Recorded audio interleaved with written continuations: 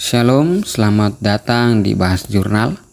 Kali ini jurnal yang akan kita bahas berjudul Teologi Mujizat dalam Pelayanan Karismatik di tengah pandemi COVID-19. Dipublikasikan pada Januari 2022, ditulis oleh Gilbert Lumoindong, STT Bethel Indonesia, Jakarta. Pada akhir tahun 2019, seluruh dunia mulai digemparkan oleh sebuah virus berbahaya, yaitu dikenal dengan nama virus COVID-19. Begitu banyak orang yang terjangkit virus yang sangat mudah menular ini, sehingga harus diisolasi, dirawat di rumah sakit, hingga penyakit tersebut merenggut jutaan nyawa. Kaum karismatik, termasuk para pendeta, sangat mengharapkan mujizat Tuhan dinyatakan pada masa COVID-19 seperti ini. Mereka sangat mengimani virus ini dapat segera lenyap dan orang percaya segera disembuhkan dengan kuasa nama Yesus. Namun pada faktanya segala sesuatu yang terjadi dalam setiap kehidupan umatnya tidak pernah terlepas dari kedaulatan dan rencana Allah. Nah, tulisan ini memaparkan pandangan karismatik mengenai doktrin kesembuhan ilahi atau dikenal dengan kata mujizat dan implikasinya pada era pandemi COVID-19. Nah, artikel ini bermaksud menunjukkan bahwa mujizat kesembuhan yang dipercayai oleh kaum karismatik masih berlaku di masa pandemi ini, namun tidak dapat dijadikan sebagai pola yang pasti dialami semua orang yang terjangkit virus tersebut, karena mujizat kesembuhan tetap berada di dalam kedaulatan dan wewenang Allah dalam kehidupan setiap umatnya. Kita lihat kesimpulan dari penelitian ini atau jurnal ini. Kaum karismatik meyakini bahwa setiap mujizat yang Yesus Kristus kerjakan di dalam Alkitab masih terjadi hingga hari ini. Dan melihat contoh dari Yesus dan murid-muridnya yang menghardik sakit penyakit, roh jahat, dan penyakit langsung lenyap. Hal ini juga yang dipandang sebagai kaum karismatik mengenai COVID-19. Sebelumnya, golongan ini selalu melakukan kunjungan kepada orang yang sedang sakit dan juga sekaligus mendoakan doa mujizat kesembuhan secara langsung dengan menumpangkan tangan. Namun dikarenakan adanya pandemi, maka hal ini sama sekali tidak diizinkan seorang keluarga pun menjenguk orang yang sedang dirawat atau isolasi. Itu sebabnya yang dimaksudkan oleh pelayan Tuhan tersebut bahwa sebuah hardikan dengan doa, maka orang beriman pun dapat menolak virus COVID-19. Begitu juga dengan krisis ekonomi yang sedang terjadi untuk lenyap. Penekanan utama dari hal tersebut adalah sebuah harapan kuat, yaitu supaya dijauhkan hal-hal yang demikian, atau ini maksud dengan pandemi virus corona, dan meminta kepada Tuhan supaya di tengah pandemi ini semuanya berjalan baik-baik. Dalam Injil Matius pasal 10 ayat 7 di sana ditulis, "Pergilah dan beritakanlah, kerajaan sorga sudah dekat." Tujuan utama dari Kristus bukan hanya sebatas kepada kesembuhan setiap orang semata, namun tujuan utama Yesus untuk mengajar dan memberitakan Injil. Yesus menyembuhkan orang karena Ia berbelas kasihan kepada mereka, dan mujizat tersebut menjadi tanda bahwa Dialah Mesias yang dijanjikan. Mujizat kesembuhan ini juga menjadi ciri-ciri dari Mesias. Dalam Yesaya 35 ayat 5-6, dan karya-karya Yesus sebagai tanda bahwa Yesuslah Mesias itu sendiri.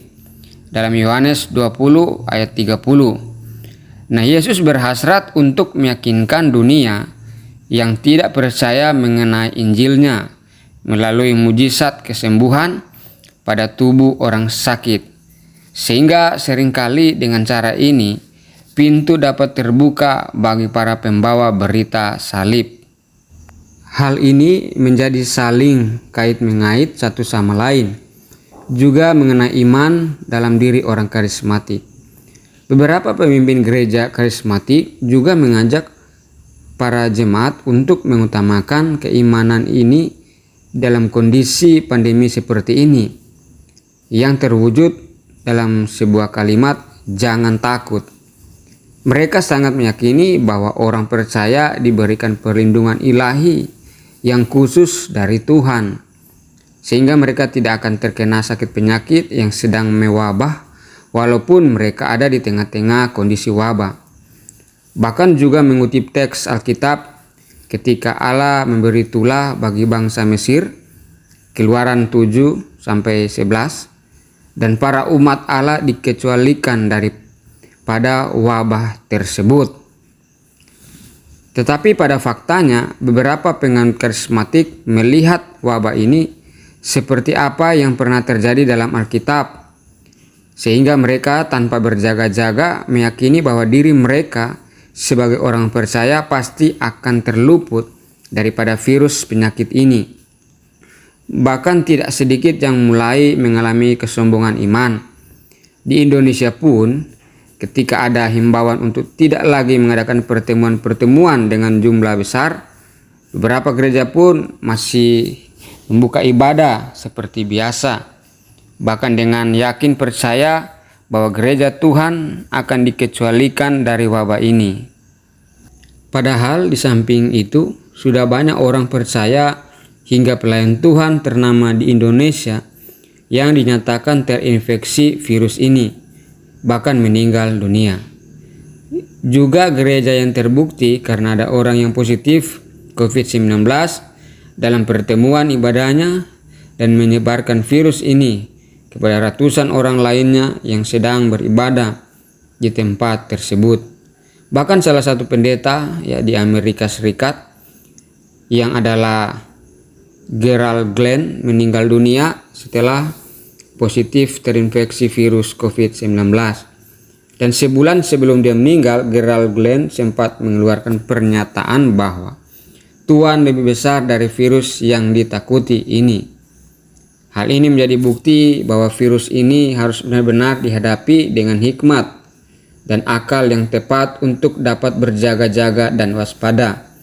Hingga akhirnya pemerintah membuat suatu keputusan tegas tertulis bagi seluruh tempat ibadah untuk meniadakan semua kegiatan dan dialihkan kepada sistem online.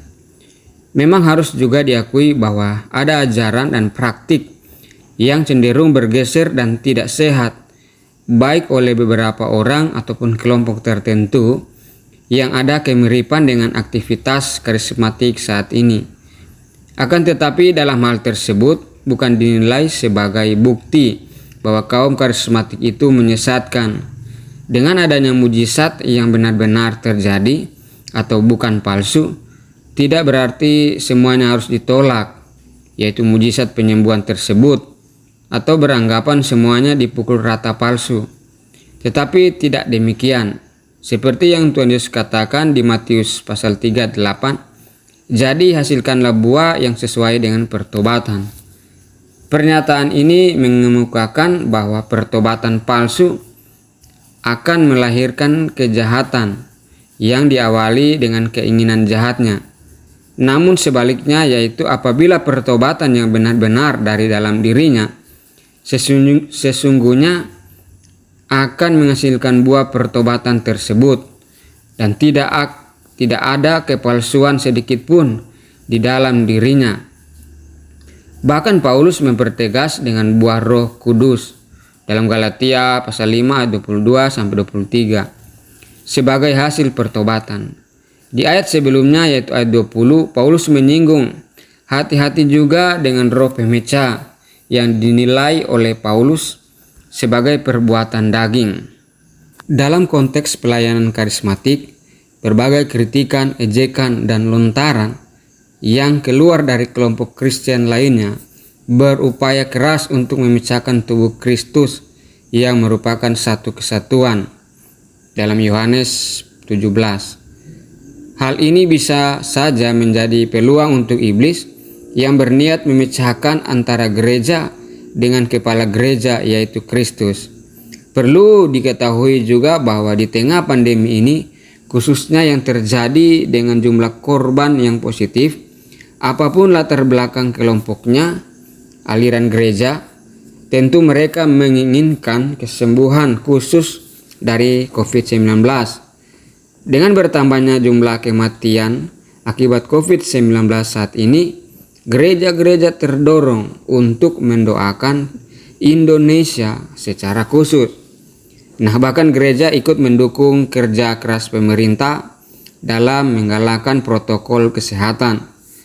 Lebih dari itu, banyak gereja yang ikut memfasilitasi areanya untuk dipakai pelaksanaan vaksin.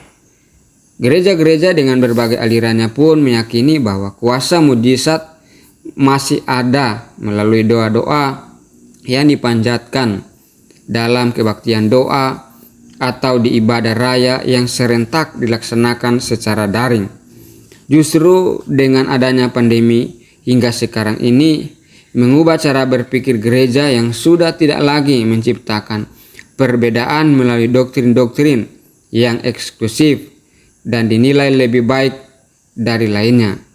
Hal ini tidak nampak lagi sebagai olokan, melainkan menciptakan kebersamaan dalam tubuh Kristus dengan harapan pandemi ini segera betul-betul berakhir. Nah, sekian bahas jurnal kita pada saat ini. Tuhan Yesus memberkati kita semua. Amin.